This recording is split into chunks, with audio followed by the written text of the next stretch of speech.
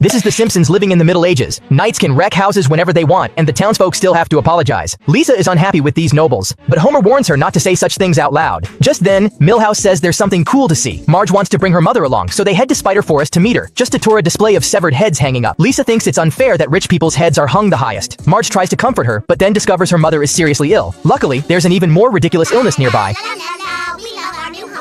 And the doctor explains that Marge's mother was infected after getting too close to a monster. She only has 1 week left. The only cure is to buy a protective amulet, but it costs 100 gold coins. After returning home, Marge tries to sell their belongings for money. Homer tells her not to, but she won't listen and even kicks him out of the house. Depressed, Homer goes to the tavern to vent. In this world, Bart still never forgets to prank Moe.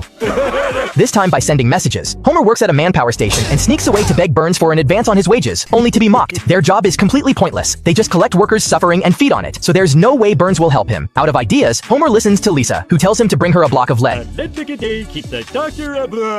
Using magic, she turns it into gold. It turns out Lisa is a witch, but if anyone finds out, the king will have her arrested. Now they have the money to buy the amulet. Bart is still playing with Milhouse and the others, while Homer brings the amulet home. Bart is suspicious, and Marge's mother refuses to wear it. Homer is speechless, and Marge's mother even argues with him. At Marge's request, she finally agrees to put it on.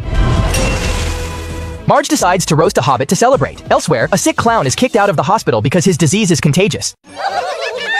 Nearby, Homer and Bart are playing. Bart wonders whether people go to paradise after death. Homer believes they do, but that idea is challenged. Everyone has a different view of the afterlife, which is why Marge's mother has always wanted to die. The other kids don't know how to comfort her. Lisa suggests letting Grandma share love instead, which only makes her angrier. Suddenly, a portal appears. 2 old wizards arrive with witch hunters. Lisa's magic has been discovered. They even have surveillance. Marge realizes it's her fault Lisa is being taken away. Homer tries to fight back but gets trapped, which makes Bart wish he had magic too. In the end, Lisa is still taken away. Marge regrets her greed, and Homer decides to rescue Lisa. Bart thinks they shouldn't resist, but Homer has already awakened.